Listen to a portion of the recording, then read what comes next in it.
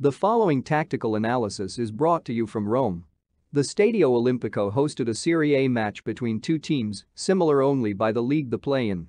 Roma have been in good form this season and have bought into the philosophy of their manager Paulo Fonseca. Although the gap between them and Juventus Inter is large, they certainly look like a team that will fight Lazio all the way for the final automatic Champions League spot. For Brescia, life in Serie A is certainly more difficult. Coming into the tie, they have lost 4 games on the bounce and sit looking up at all 19 other Serie A teams. 2 wins and 7 points from 11 games is worrying form for Fabio Grosso's Biancazzurri. They have strong motivation to win, knowing that 3 points will allow them to move out of the bottom 3 to the expense of Lex. Lineups. Paulo Fonseca has now had 5 months in charge of Roma since overtaking from his predecessor Claudio Ranieri. Unsurprisingly, he's embedding a 4-2-3-1 formation that worked so well for him at Shakhtar Donetsk. With Roma, he has a similar pool of players to choose from, meaning he can be flexible with his philosophy. He can maintain his high defensive line, as defenders like Chris Smalling and Gianluca Mancini offer both pace and good technical ability. He has a hard-working visionary in Amadou Diawara similar to Fred at Shakhtar. Edin Dzeko is a perfect target man, but far from exclusively that. He can drop off to link up with the forward 3 and leads the high press efficiently. In contrast, Fabio Grosso tactically builds Brescia to not concede. Having experimented with a 3-5-2 against Verona and Inter, he opted for his favored 4-4-2 diamond this time. This allows 2 solid banks of 4 to defend when without the ball, calling for Romulo Caldiera to pick up defensive duties when needed. By keeping 2 up top, Brescia maintains the ability to counter-attack in numbers. Usually, the active Ernesto Torregrossa will drop to form a midfield 5 block that can spring at speed to support Alfredo Di Nama in attack. Roma's corner overloads benefiting Smalling. Roma manager Paulo Fonseca is something of a set-piece student. His Porto and Shakhtar teams were above average for goals coming from dead ball situations. It looks like he is going to utilize these at Roma, and given the squad he has inherited, it may not be a bad idea. 8 of Roma's starting 11 are over 6 feet, so set pieces can be an advantageous area. For the most part, Fabio Grosso looked like he has set up his team to mark zonally from corners. Roma created an overload in the central area of the box, filling it with up to 6 players on occasion. Through a pack and stack technique, Roma flood the box and neutralize the threat of all players being marked. If the ball is played in successfully, it's likely that a Roma head will meet it. In addition to creating overloads from set pieces, Roma also targeted Chris Smalling for the first ball. Tactically, this was astute from Paulo Fonseca, as Smalling is distinguished in the air and an effective target from set pieces. We see a box overload combine with a Smalling target for Roma's first goal.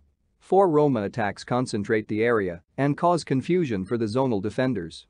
Smalling arrives into the center late, but as his no one is tight to him, he has chance to outleap and Brescia defenders.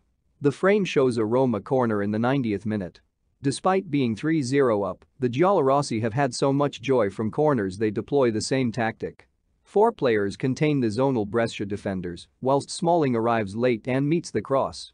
Once more, he gets win the header successfully, although this time his header is blocked. It's clear to see the target area for Roma set pieces in the visual. Brescia's midfield block versus Roma's high press. Fabio Grosso set up his Brescia team to block Roma from easily playing through the channels. With Roma operating with a double pivot and 3 attacking midfielders ahead of that, it was important that Brescia didn't allow much space centrally. The frame shows the tight midfield block that Brescia operated. In this case, Ernesto Torregrossa has retreated to build a midfield 5.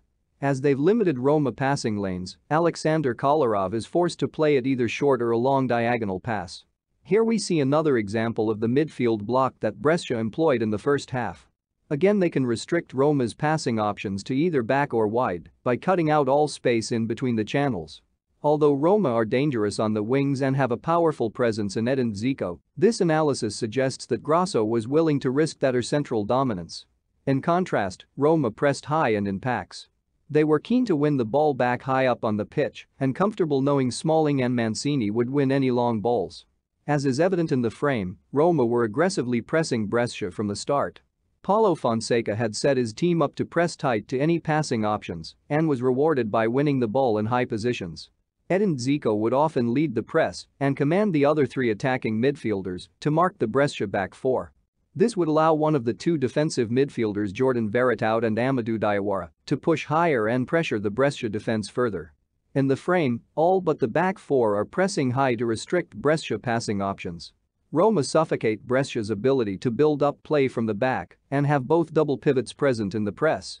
If Brescia do manage to play it through the first line of press, they will hunt down the second and concede a free kick if needed.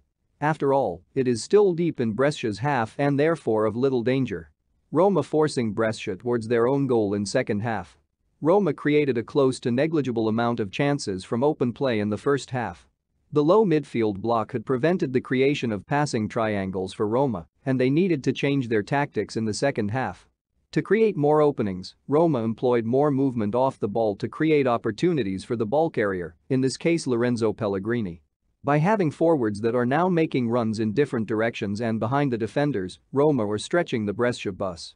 They are presenting problems to the defenders and making them turn towards their own goal. The frame was another example of Roma using attacking runners to create gaps in the Brescia defense.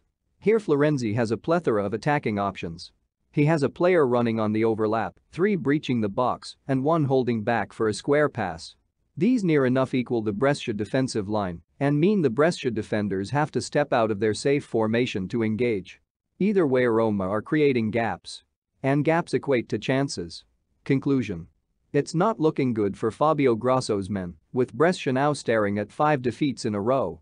You have to travel back to the end of September for their last win, a solitary goal helping them overcome fellow strugglers Udinese. Paulo Fonseca will be happy with his team's response to the defeat at Parma last out. The 4-2-3-1 seemed to play to their strengths and allowed for an aggressive high press to pressure Brescia from the start. He will be mindful though that not all opposition are going to be as offensively absent as Brescia. Brescia managed to contain Roma well in the first half, stifling them with the deep midfield block. In the end, however, class combined with polished set pieces saw the Giallorossi leave the Stadio Olimpico with 3 points. Brescia, on the other hand, have a long journey north with nothing but a few more bruises to lick. Thanks for watching. Please subscribe my channel and press the bell icon for never miss any updates.